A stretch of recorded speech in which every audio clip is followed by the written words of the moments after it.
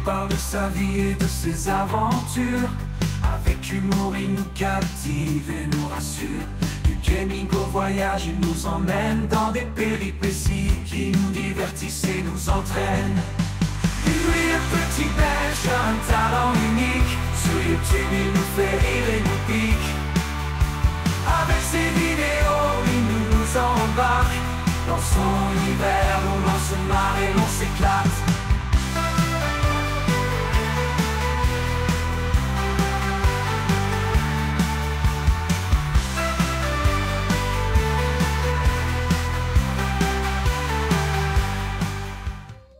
Et bonjour à tous mes petits belges, j'espère que vous allez bien. En tout cas moi c'est super et c'est bienvenue pour une toute nouvelle vidéo.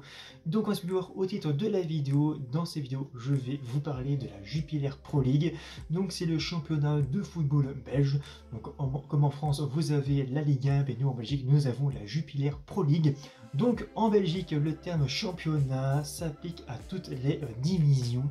La plus haute, initialement redénommée Division 1, porte aujourd'hui le nom officiel de Jupiler Pro League d'après le sponsor Jupiler. Depuis la saison 2016-2017 et la réforme des championnats, le championnat est renommé Division 1A.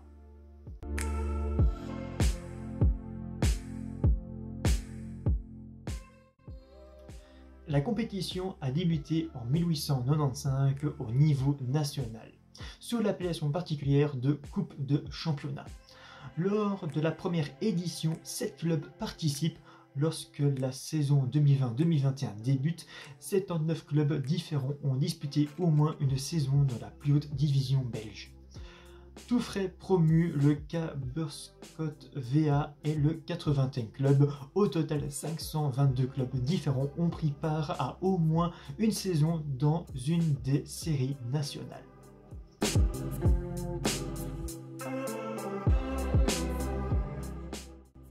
Le RFC Liège, nommé auparavant FC Liégeois, devient le premier champion national alors que la compétition s'appelait Coupe de Championnat. Au fil des années, le football belge se développe et prend la forme pyramidale qu'il connaît aujourd'hui. L'Union royale belge des sociétés de football association, donc le URBSFA, est une des premières fédérations nationales créées en dehors des îles britanniques et les dirigeants belges sont, avec leurs homologues français, les initiateurs de la FIFA, la fédération mondiale créée en 1904. De 1915 à 1919, le championnat est arrêté à cause de la Première Guerre mondiale, aucun titre n'est attribué et aucun championnat ne se déroule officiellement. Ce n'est qu'à partir de la saison 1919-1920 que le football belge fait son grand retour sur les terrains du pays. C'est ainsi durant cette période que l'Union Saint-Gilloise gagne une grande partie de ses titres, ainsi qu'au cours des années 1930 dans une ère où les clubs bruxellois brillent sur la scène nationale. Elle est pour l'anecdote la première formation à atteindre la dizaine de titres. Pendant l'entre-deux-guerres, la compétition passe de 10 à 12 équipes, mais dès l'entame de la saison 1921-1922, ce nombre est revenu à la hausse pour atteindre 14 formations. On retrouve à l'époque peu de clubs wallons, à l'exception du Standard de Liège et du club sportif verviétois. Les deux équipes jouent ensemble au plus haut niveau, ce qui n'arrivera plus par la suite. Il est également constaté que la plupart des équipes jouent dans une zone géographique proche. La fédération belge a toutefois une position très conservatrice sur plusieurs points, ainsi seul le statut d'amateur est de mise jusqu'en 1974. Certains clubs de haut niveau comme l'Union Saint-Gilloise sont punis pour fait de professionnalisme et certains joueurs comme Raymond Braine ne sont pas sélectionnés pendant plusieurs saisons en équipe nationale car ils sont considérés comme des professionnels. Après la Seconde Guerre mondiale, un statut semi-professionnel est ainsi toléré pour les clubs de la plus haute division. Ce sont les prémices en quelque sorte du football professionnel belge tel que reconnu actuellement. C'est après la Seconde Guerre mondiale que le Royal Sporting Club d'Anderlecht va commencer à empocher des titres qui vont pour la plupart constituer l'un des palmarès les plus importants du football belge. Il s'agit effectivement du premier club fédéral à avoir non seulement remporté plus d'une vingtaine de titres, mais également plus d'une trentaine. La plupart des grandes équipes émergent donc au cours des débuts du championnat, malgré de nombreuses interruptions dues aux 2 premiers conflits mondiaux. Cette première division est encore appelée au début des années 50 la division d'honneur.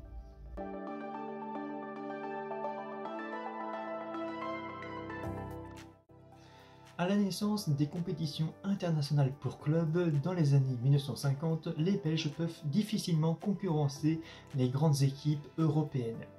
Mais grâce à des dirigeants intelligents et visionnaires comme Roger Petit, Constant Van de Stok ou encore Antoine Van Hove, le football belge des clubs progresse. On peut citer par exemple le Lierse SK Duber Nederland, alors désolé si j'ai mal prononcé, qui remporte le championnat en 1959-1960 grâce à une attaque efficace et sachant prendre des risques.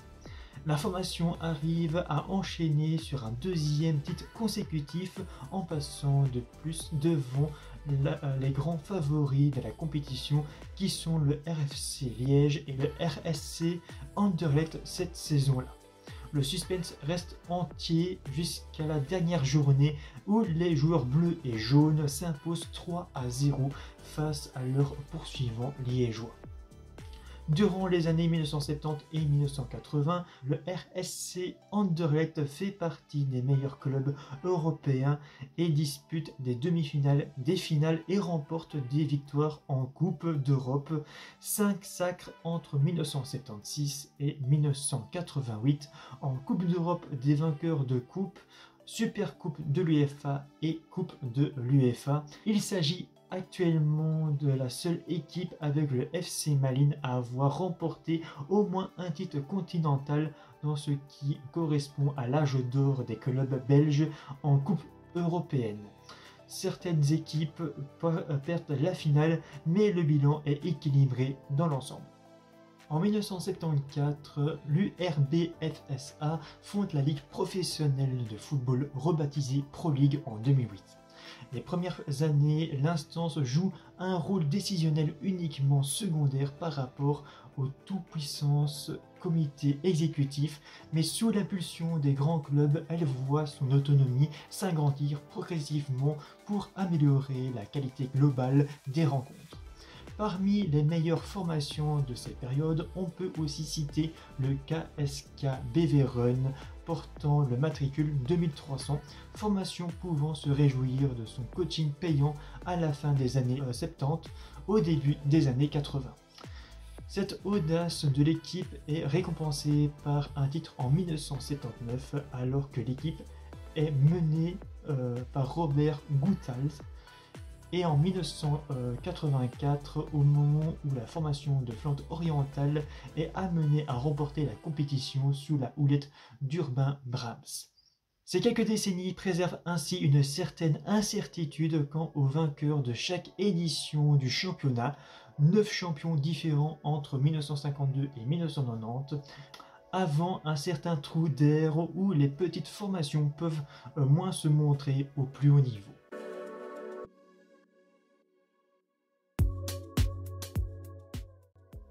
Depuis 2008, la Pro League gère seule les destinées de ce qui est désormais appelé la Jupiler Pro League. Le sponsor a été choisi pour des raisons de naming, ce qui va avoir des conséquences par la suite sur l'identité du championnat.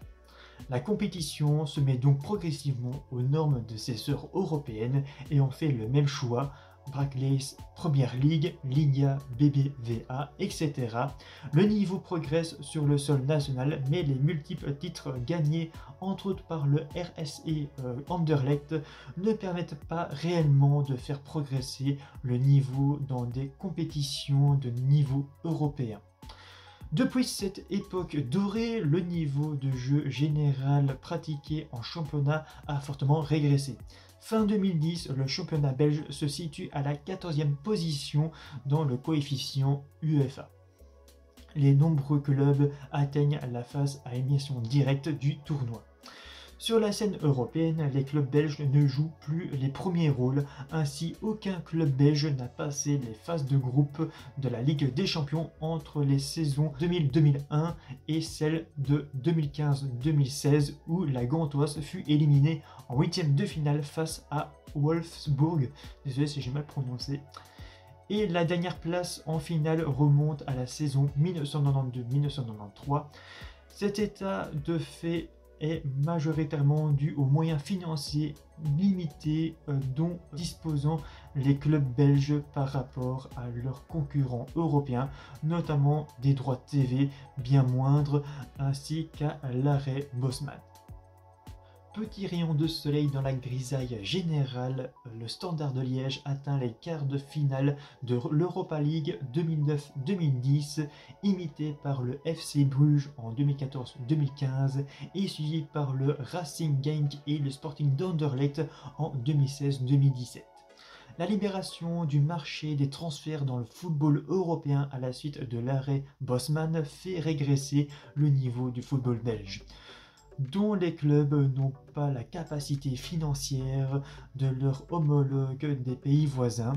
Un des premiers effets est le recrutement quasi impossible des joueurs les mieux cotés, les clubs étrangers plus riches n'ayant désormais plus de limites, ou presque, au recrutement des joueurs non nationaux. Les meilleurs éléments belges s'engagent de plus en plus souvent dans des clubs étrangers, ce qui provoque une baisse de niveau de la compétition belge. Dans le même temps, la levée des restrictions sur le nombre de non-nationaux entraîne certains clubs à composer des noyaux avec un grand nombre de footballeurs étrangers au détriment des jeunes formés au pays, avec comme autre conséquence un exil de ces jeunes footballeurs prometteurs vers l'étranger, principalement en France et aux Pays-Bas. Sous l'impulsion de la Pro League, une réforme du championnat a été imaginée et mise en œuvre lors de la saison 2009-2010 avec pour objectif de relever le niveau de la compétition via un système d'éliminatoire en fin de saison.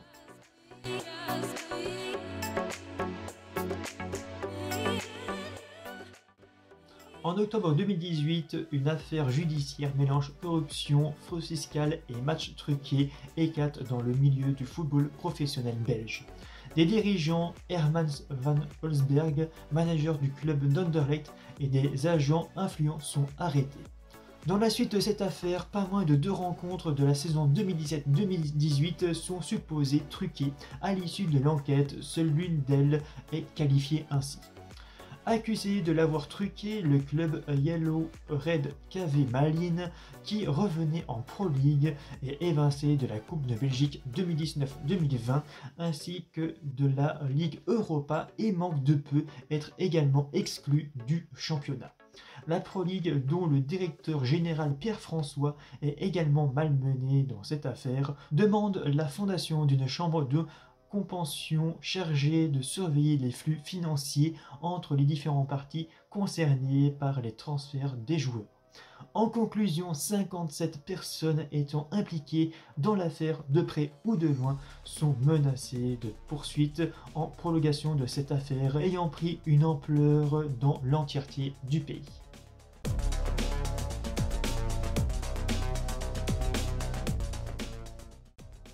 Après cette période du football gâte, le championnat reprend son cours normal avec les mêmes équipes se disputant la première place de manière générale. Au-delà de ça, une réforme est mise en place de telle sorte à ce que la compétition diminue son nombre d'équipes, la Pro League passant ainsi de 18 à 16 formations lors de la saison 2022-2023 où 2 places supplémentaires sont promises à la descente. Il n'y a pas de barrage mis en place durant cette saison. En opposition à un championnat intéressant, toujours dominé plus ou moins par quelques équipes, l'Union Saint-Gilloise surprend le pays en revenant au premier rang dès la saison 2021-2022, soit l'année de leur montée après avoir remporté le championnat de 2e division. Ils viennent perturber les gros avec des moyens propres à un promu et terminent vice-champion en 2022. Leurs prestations sont observées avec attention à travers tout le pays où les Bruxellois se retrouvent en plus régulièrement en Ligue Europa, donc en quart de finale en 2023, ainsi qu'en Ligue Europa Conférence, donc en huitième de finale en 2024, et redeviennent un club important du championnat voué à jouer les premiers rôles, troisième en 2022-2023 et vice-champion en 2023-2024, saison lors de laquelle l'Union Saint-Gilloise remporte la Coupe de Belgique pour la première fois depuis 110 ans. Mais à part cela, le club de Bruges montre une nouvelle régularité qui lui permet, en dépit de quelques prestations médiocres, de gagner durant le début de la décennie la majorité des titres, son franc à eux, 3 sur 4.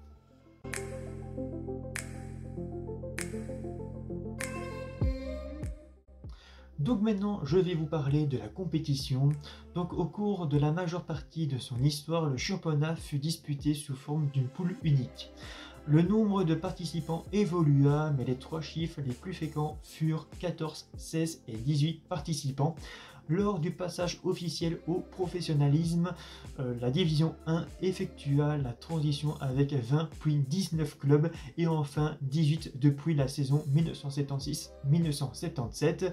En vue de la saison 2009-2010, l'URB SFA a ramené le nombre de participants à 16 clubs et mis en œuvre un système de rencontres éliminatoires en fin de saison. La première phase consiste à une phase classique en une seule poule de 16 équipes en match aller-retour, donc soit 30 matchs par équipe.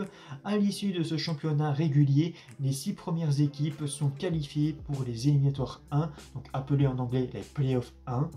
Les 9 équipes suivantes sont réparties en 2 poules qui forment les Playoffs 2. Elles sont rejointes par les 3 équipes les mieux classées de D1B et n'étant pas directement promues en D1A. Depuis la saison 2016-2017, la dernière équipe est automatiquement reléguée en division 1B, donc sont en deuxième division.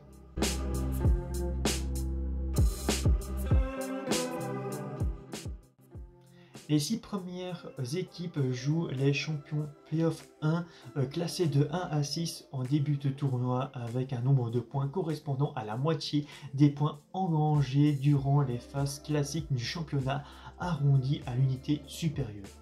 Ce mini-championnat se joue en match aller-retour, soit 10 matchs par équipe. Les équipes sont départagées d'après le nombre de points engrangés au terme des championnats play-off, puis le nombre de victoires, la différence de buts, le nombre de buts inscrits, le nombre de buts inscrits en déplacement et enfin le nombre de victoires en déplacement. En cas d'ex-aequo, un barrage aller-retour est organisé. C'est le classement des champions play-off qui détermine l'équipe vainqueur du championnat ainsi que la plupart des places pour la Coupe d'Europe. Seule la dernière place qualificative pour la Ligue Europa Conférence est accordée au terme d'un barrage avec le vainqueur des European Playoffs.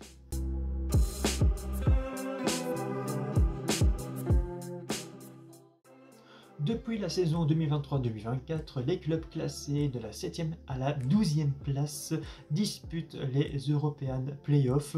Au début de ces playoffs, les points sont divisés par 2, de la même manière que pour les champions playoffs, puis les clubs s'affrontent en aller-retour. Les vainqueurs du tournoi jouent contre le club classé à la 4e position des champions play-off sous réserve d'une victoire en coupe pour l'obtention du dernier ticket européen. Lors de la première saison durant laquelle ce système a été en vigueur, en 2009-2010, la dernière place qualificative a été attribuée à l'équipe de Genk qui était issue des European Playoffs. Le champion est directement qualifié pour la phase de groupe de la Ligue des Champions. Le deuxième lui dispute le 3e tour qualificatif de Ligue des Champions. En cas de défaite, le club est reversé en Ligue Europa. Le vainqueur de la coupe lui dispute le 4e tour qualificatif de la Ligue Europa et en cas de défaite, le club est reversé en Ligue Europa Conférence. Le 3e lui dispute le 3e tour qualificatif de la Ligue Europa Conférence et le vainqueur du match entre le 4e du Playoff 1 et le premier du Playoff 2 dispute le 2e tour qualificatif de Ligue Europa Conférence. Si le champion, le 2e ou le 3e gagne la coupe, le 3e dispute le 4e tour qualificatif de la Ligue Europa. Le 4e dispute le 3e tour qualificatif de la Ligue Europa Conférence et le premier des Playoffs 2 dispute le 2e tour qualificatif de la Ligue Europa Conférence. Si le 4e gagne la coupe, le premier des Playoffs 2 dispute le 2e tour qualificatif de la Ligue Europa Conférence ou inversement.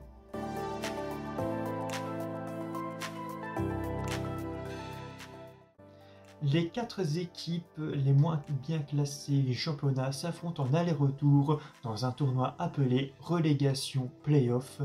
Contrairement aux autres play-offs, il n'y a pas de division de points par 2. Les 2 dernières équipes de relégation play-off sont reléguées automatiquement en 2e division. Le gagnant de ces play-offs reste en première division suivante et l'équipe terminant 2e joue un match de barrage contre le vainqueur des barrages de division 2. Les Playoffs 3 sont apparus depuis la saison 2010-2011. Ce système a été ajouté sur la base de l'expérience de la première année de la nouvelle formule du championnat. D'une part, il permet à l'équipe la moins bien classée du championnat d'espérer un sauvetage, mais surtout il évite d'interrompre la saison de l'équipe classée avant-dernier qui autrement n'aurait plus de matchs en compétition pendant près de 2 mois alors qu'il lui faut disputer le tour final en Division 2 pour la suite. Les Playoffs 3 sont supprimés à partir de la saison 2016-2017. Le club classé en dernière position du D1A termine donc son championnat au mois de mars alors que toutes les autres équipes professionnelles ou encore au moins 10 rencontres à disputer. Ces Playoffs 3 reviennent sous le nom de relégation Playoff lors de la saison 2023-2024.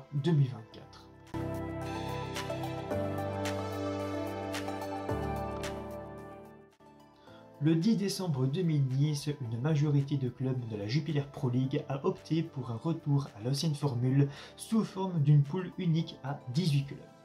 Le 25 février 2011, le comité de la Pro League entérine le nouveau vote à la majorité des 2 tiers, 11 pour et 5 contre, pour un championnat à 16 avec play-off pour les 3 saisons à venir, avec compensation financière pour la descente et les clubs ne participant pas au play-off 1. Outre le maintien du système, la Ligue a également voté à la majorité des 2 tiers le fait que la descente de Jupiler Pro League en Division 2 sera déterminée sur le résultat des 3 saisons précédentes à partir de la saison 2011-2012. Il y aura une pondération pour les clubs n'ayant joué qu'une ou 2 saisons en Jupiler Pro League, mais le 16 mars 2011, le Conseil de la concurrence annonce que ce système est illégal et la Jupiler Pro League décide de l'annuler.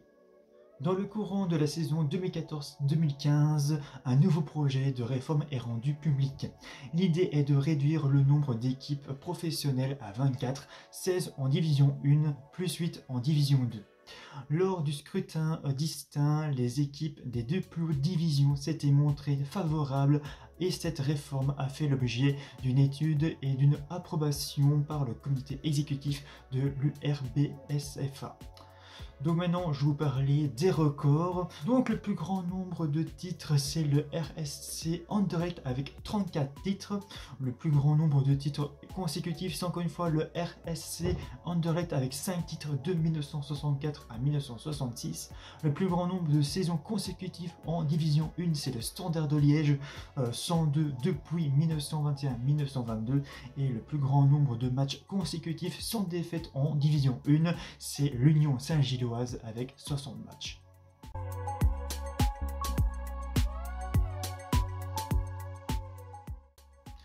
Donc maintenant je vais vous parler des meilleurs buteurs du championnat belge.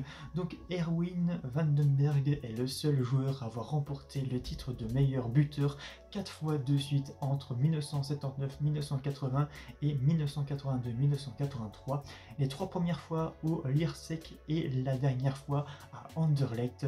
Il est également le joueur à avoir remporté le plus de titres de meilleur buteur de première division belge dans sa carrière, 6 fois avec 3 clubs différents, 3 fois avec le Liers SK, 2 fois avec le RSC Anderlecht et 1 fois avec la Gantoise. Victor Wergria et Josip Weber ont remporté le titre 3 fois de suite, respectivement entre 1958-59 et 1960-61 au RFC Liège et entre 1991-92 et 1993-94 au Cercle de Bruges.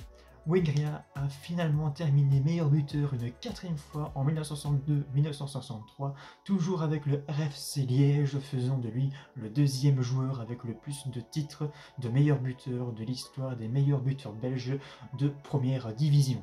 C'est Albert de Kleun qui est le recordman du plus grand nombre de buts marqués dans l'histoire de la première division belge depuis 1895, avec la bagatelle de 377 buts inscrits, bien qu'il n'ait remporté qu'une seule fois le titre de meilleur buteur. Parmi les autres joueurs dans le top 10 du classement des meilleurs buteurs de l'histoire de la première division belge figure Joseph Mermans, 3 fois meilleur buteur, 339 buts au total avec 342 matchs avec Anderlecht, Bernard Warwolf, Rick Coppens, 3 fois meilleur buteur et Paul van Hils.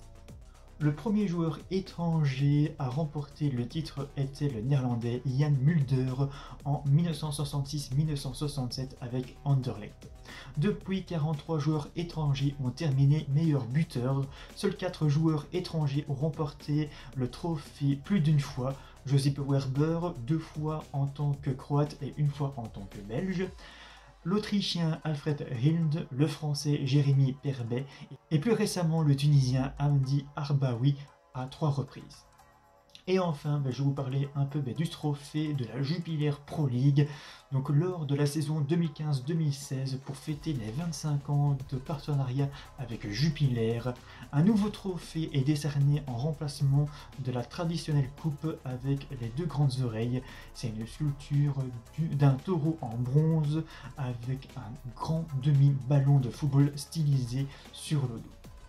Donc voilà pour l'histoire de la Jupiler Pro League. Donc j'espère que vous avez appris sur le championnat de foot belge. Donc c'est la fin de cette vidéo. Donc si vous avez aimé la vidéo, n'oubliez pas de liker la vidéo, de la partager et de vous abonner si vous avez envie. Donc on vous dit à la prochaine pour une prochaine vidéo. D'ici là, portez-vous bien et ciao à tous.